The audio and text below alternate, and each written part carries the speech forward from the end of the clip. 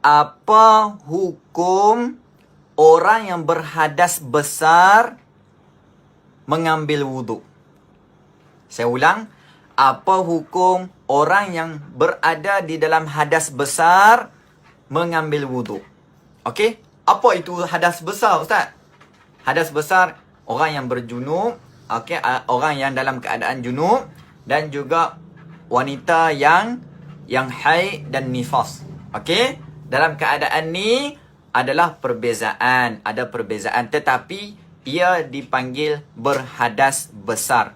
Jadi tajuk kita pada sekarang ni apa dia? Apa hukum orang yang mengambil wuduk dalam keadaan dia berhadas besar? Sepatutnya kenalah mandi wajib dulu baru ambil wuduk apa semua tu. Okey, dekat sini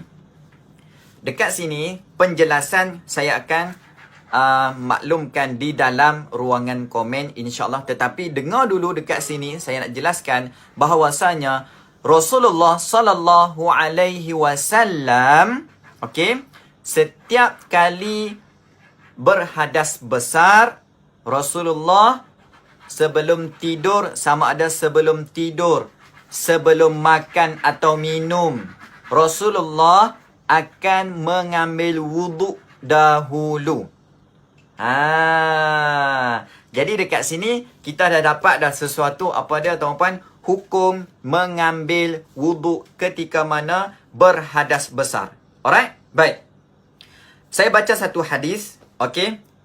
Rasulullah sallallahu alaihi wasallam apabila hendak tidur sedangkan baginda berada dalam keadaan junub, baginda membasuh kemaluan baginda terlebih dahulu. Okey? Alright. Dan mengambil wuduk seperti mana wuduk untuk sembahyang.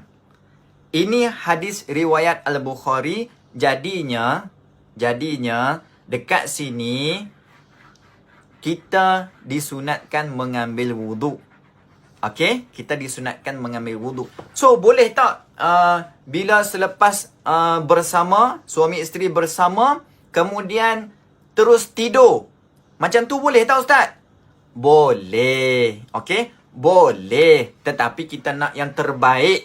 Okey? Apa yang Rasulullah buat. Kita ni sayang Rasulullah. Kita ni cinta akan Rasulullah. Tetapi amalan-amalan yang Rasulullah buat, sunnah-sunnah yang Rasulullah buat, kita tak tahu benda itu wujud. Jadi, dekat sini saya tolong maklumkan dekat tuan-puan semua, sebab benda ni tak ramai ibu bapa yang ajar kepada anak mereka yang telah berkahwin ataupun yang mahu berkahwin. Tidak ramai yang letakkan benda ini sebagai education.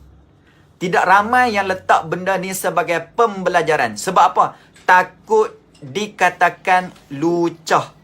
Okey? Minta maaf saya cakap, benda ni tak apa. Saya maklumkan, tuan-puan semua just sebarkan sahaja. Okey? Sebarkan sahaja supaya kita ada peti yang mana tolong maklumkan dekat orang lain ataupun anak-anak kita. Dekat sini. Benda ni ramai yang tak tahu sebenarnya. Dan ramai yang tahu. Ya sayang. Tak boleh letak situ dulu. Ayah nak cakap. Boleh? Boleh. Okey, kita sambung. Ada iklan. Okey, tak ramai ibu bapa yang bertanggungjawab untuk ceritakan benda ni. Okey, tak ramai yang ibu bapa malah tak cerita satu, tak tahu pun satu. Jadi malam ni alhamdulillah jika dapat sesuatu, tahniah kepada tuan-puan semua. Benda ni adalah benda yang dalaman, tetapi kita keluarkan benda ni, anggaplah sebagai ilmu. Okey? Saya faham ibu-ibu, ayah-ayah semua, masa sekarang ni kita nak sebarkan ilmu. Yes, kita sebarkan secara macam ni. Tak apa. InsyaAllah, moga-moga ada sesuatu dekat sini. Dan juga saya nak bacakan satu lagi. Rasulullah sallallahu alaihi wasallam, apabila salah seorang daripada kamu mendatangi, menyetubuhi isterinya, kemudian ingin mengulangi lagi, maka sebaiknya hendaklah dia mengambil wuduk. Dalam hal ini, untuk mengulangi perbuatan ataupun bersama suami isteri, perlu mengambil ulang semula. Alright? Perlu mengambil ulang semula wuduk tu. Perbaharui wuduk. Apa hikmah dia tuan-puan semua? Maaf panjang sedikit tetapi saya perlu sampaikan juga supaya tidak tergantung. Okey? Tidak tergantung supaya ramai lagi dapat manfaat. Dekat sini, apa hikmah dia Ustaz? Hikmah orang yang berwuduk semasa dalam keadaan janabah ataupun dalam keadaan berhadas besar. Okey, baik. Yang pertama, untuk meringankan hadas kerana wuduk berperanan untuk mengangkat hadas daripada anggota-anggota wuduk. Demikian juga ia bermaksud bagi tujuan kebersihan. Nampak tak tuan-puan? Islam mengajar kita mengutamakan kebersihan. Betul tak? Dalam fiqh sekalipun dia utamakan dulu kebersihan. Taharah dulu kan. Jadinya dekat sini pun Rasulullah SAW tidak tinggal identiti kebersihan. Di mana pun Rasulullah tunjuk dekat kita contoh yang terbaik, okey? Contoh yang terbaik mengutamakan kebersihan dekat sini. Okey. So dapat sesuatu. Kalau dapat sesuatu tulis dekat komen dapat sesuatu daripada apa yang saya sampaikan ni supaya saya tak cakap sorang-sorang. Okey, dan hikmah pendapat yang kedua, dengan wuduk merangsang seseorang untuk mandi apabila air terkena pada anggota-anggota wuduk. Jadinya saranan dia untuk kita mandi. Betul tak? Kan kalau kita sedang berhadas besar, senang cakap lah bagi suami isteri, baru lepas bersama dia letih, okey? Dalam keadaan tu pula nak kena terus mandi macam tu. Nampak tak? Dekat situ ada orang kata apa? Dia bagi kena air sikit, ambil wuduk dulu apa semua, baru mandi. Contohnya macam tu. Itu hikmah dia. Alright. Dan yang ketiga, bertujuan agar seseorang itu tidur dalam keadaan suci dari salah satu dua hadas. Hadas kecil dan hadas besar. Kerana ditakuti dia menemui ajal di dalam tidur. Ini besar. Yang ni besar. Peranan dia. Contohnya kita ada dua. Bila berhadas besar, mesti dalam keadaan berhadas kecil kan. So at least apa yang Nabi ajak dekat kita, at least kita kurangkan satu dalam keadaan bersuci. Ada juga dalam keadaan suci. Boleh tuan-puan dapat sesuatu, alhamdulillah ramai dapat sesuatu.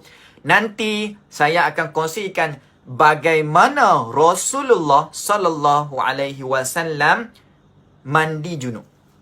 Boleh ke boleh tuan-puan? Sebab saya takut panjang sangat video ni. Jadinya tuan-puan sila kongsikan dulu video ni. Dan juga yang mana belum follow mymengaji.com, sila follow mymengaji.com. InsyaAllah detail-detail apa percakapan untuk pembacaan saya akan kongsikan di ruangan komen. Okey? Di bawah nanti. Alright. So tuan-puan boleh scroll dan juga sila komen dan kongsikan video ni. Dan juga siapa follow daripada mymengaji.com, YouTube, Instagram, Facebook, semua tahniah tuan-puan semua. Sila tekan butang follow dan share kepada sahabat-sahabat yang lain. Alhamdulillah. Dan juga tak lupa siapa yang hantar star, sumbang menaja video ini dengan menghantar star. Alhamdulillah saya ucapkan terima kasih untuk tajaan video ini. Okey? So alhamdulillah. Alright, dapat sesuatu, kongsi dengan anak-anak dan juga orang lain pun tak apa yang tak ada anak. At least kita keluar sikit. Benda ni semua berkaitan dengan Al-Quran, betul tak? Sebab ramai yang segan berkenaan topik ni sebenarnya. Jadi saya ambil keputusan untuk kongsikan dengan sahabat-sahabat semua. InsyaAllah moga-moga dapat sesuatu, dapat pengalaman ataupun dapat ilmu baru. Itu yang penting. Sentiasa kita upgrade ilmu kita. Alhamdulillah. Syukur